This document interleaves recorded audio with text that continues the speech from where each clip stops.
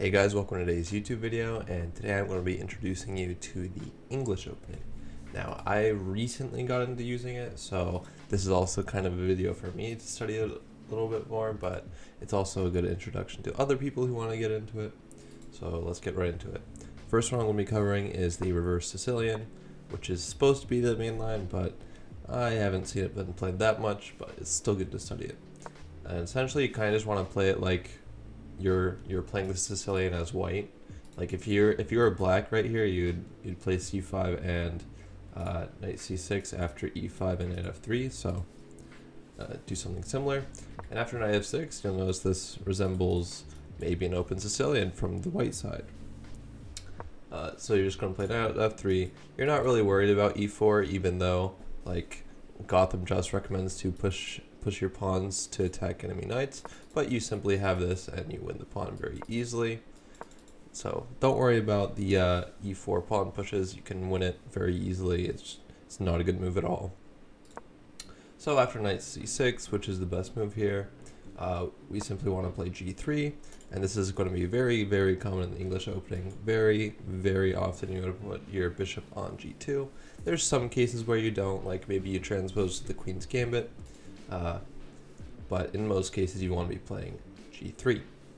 And after d5, again resembling an open Sicilian, you want to take on d5 and then put your bishop on g2. You're not really worried about knight takes c3 because you take with the b pawn, and now you can support the d pawn push. So yeah, after bishop to e6, you'll notice this kind of resembles the white side of like an accelerated dragon. So we're going to play very similar ideas to that here. First we want to get castled, and after they try and get castled, we want to strike in the center with d4, which is just a very principled move. The enemy's not castled yet. We can open up the center. We have a fianchettoed bishop. It's just a very good idea to strike in the center here. So after e takes, you take back with your knight. If they take the knight first, then you just take back with the c pawn and it supports your knight. But yeah, as I showed here. But essentially you just want to take with your pawn if you can, and if you can't, then you can take with your queen. And essentially the end of the line here is kind of just playing the center and fianchetto your other bishop, and you'll just have more active bishops than your opponent.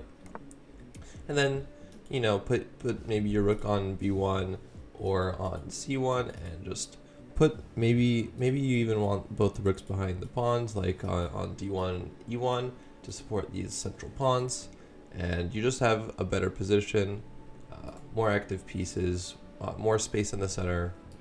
I believe you can handle it from here. If maybe there's a line that you want to study more, that's up to you, and you need to do that on your own. But on to the next one is the symmetrical variation, which I believe is more common. So after c4, the symmetrical variation is c5, and I think the name is very obvious. It's symmetrical because they're literally copying you. So you just want to play knight out to f3 after the symmetrical variation, because you want to be preparing the d4 pawn push. So after knight to c6, to try and stop that, you play it anyways. And essentially you get a bunch of trades in the center, so you'll notice this maybe resembles like Scandinavian, where your queen's on d4, but they can't put their knight out to c6, so you don't need to worry about it being attacked as much.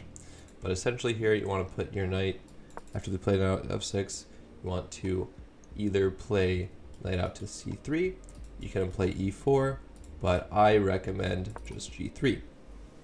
Again, sticking with the classic English ideas of fianchettoing your light squared bishop. And after g3, yes, I missed a move.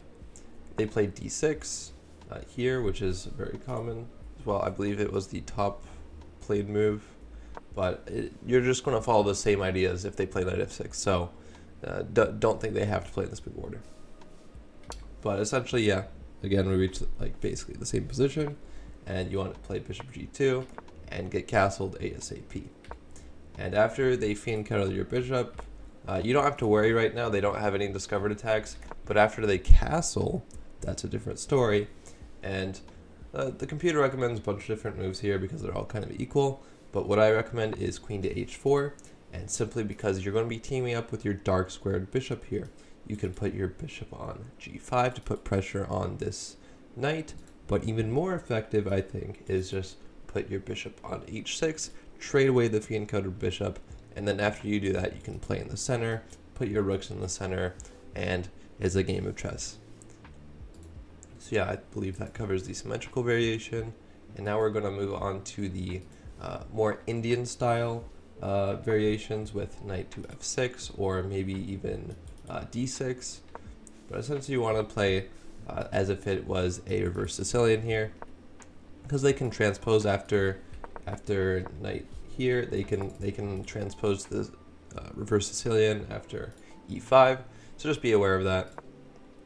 But I still recommend just g3, again, classic English idea.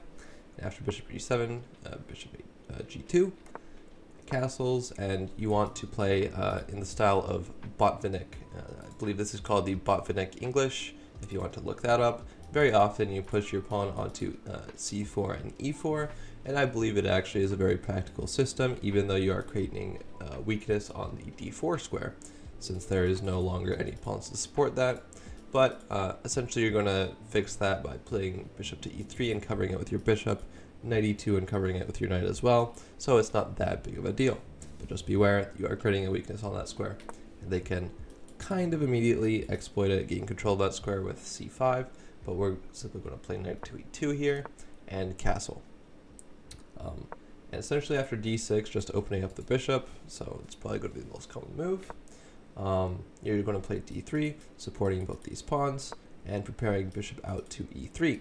And the most natural move here is to pin the knight to the queen, and I recommend just putting your bishop on b1, kind of as ignoring it since it is supported by enough pieces, and they can't really put more pressure on it. And you can always play f3 as a last-ditch move. But after a6 to maybe counteract b4, you want to play h3 yourself, creating a little bit more space for your king. And if they trade, you want to take with the knight, and the idea is very simple. It supports the f4 pawn push. You can even put your knight on f4 and bring it into d5, but I recommend playing more aggressively in King's Indian style with f4. And then yeah, after knight takes e2, yeah, just play f4, try to advance like maybe f5, play King's Indian attack style. Maybe put your king on h2 so you don't have to worry about any checks on this diagonal. And if you don't want to push f4, you can go for ideas like a3 and b4. Put your bishop onto e3 to support the d4 square. Make sure they can't have an outpost on that square because that will be dangerous. And yeah, bring your rook to the center, play principal chess. You got that.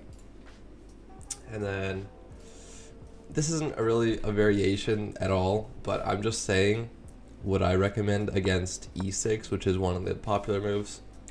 Play the Queen's Gambit. Just play the Queen's Gambit. It's more principled, I think, than playing in English against e6 and d5. So I recommend the Queen's Gambit here. I think I have a Queen's Gambit video, so go watch that if you want to know how to deal with the Queen's Gambit declined. But yeah, that's all I have for you. If you want to study it more, that's up to you to do on your own. I believe there is a chessable course for the Botvinnik English, which I am studying right now. But yeah, good luck in your games with your English. Don't forget to like the video and subscribe, and I'll see you tomorrow.